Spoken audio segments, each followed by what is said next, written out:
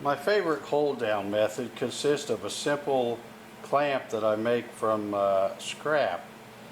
It's just keep a simple program on my computer all the time where I can run them like this, or I can run them like this, and I also have some that are a couple inches longer than this.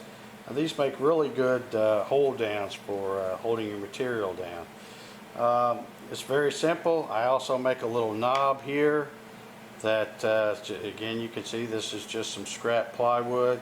I put a little small pocket here, and then I drive in a 1/4 20 T-nut with the barbs on the barrel, and that'll stay in there. And then I just take some simple 2-inch hex bolts. This one's a shoulder bolt, and I put them in from the bottom, throw just a little washer on there, and then I put the T-nut on top, and then this will go in the T-slot, and it works very effectively in holding down this material.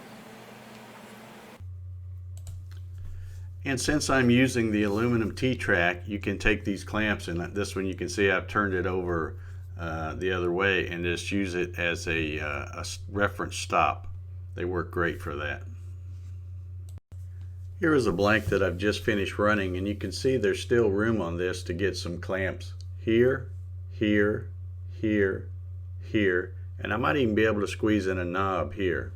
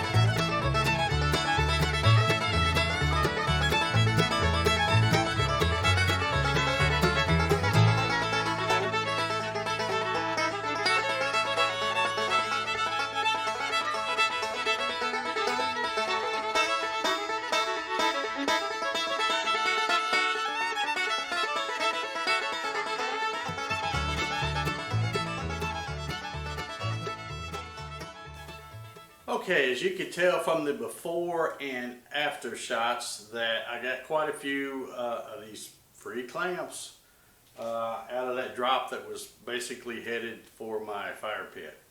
So I got 7 of these smaller ones that are 5 3/4 inches long, and then I've got 8 of the longer ones that are 7 3/4 inches long, and then I still, even in that little bitty spot, managed to get 8 of these knobs. So I should be pretty well set for some spares. But anyway, just wanted to share that tip with you. Like I said, if you got something already clamped to the table, before you pull it off, if you've got a little spot, you know, if you have a clamp program, either at 90 or 0, you can throw it on there and run you some, because you're always going to need these. And these are great, like I said, not just for holding down material, but you can also turn them over and clamp them this way and use them as a stop. I do that all the time.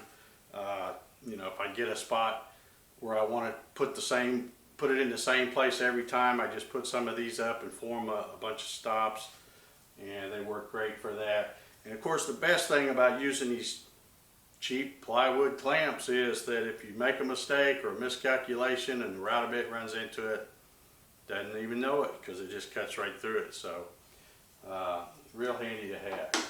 So I thought I would add these files, the VCAR Pro, you know, the VCAR file and the text file, the program file, to my website for free. So if anybody wants to go there, all you have to do is go and add them to the cart. There won't be any charge. They'll be free, and you can download them, and then you'll have them to use with your machine. So I guess that's going to do it for this video. I want to thank everybody for watching. If you haven't already subscribed to this video, please hit the subscribe button down below, and also hit that little bell, and you'll get notified every time I put out a new video. And also hit the thumbs up too. I appreciate that if you hit that. So I guess that's going to do it for this one, folks. I will see you next time. Thanks for watching.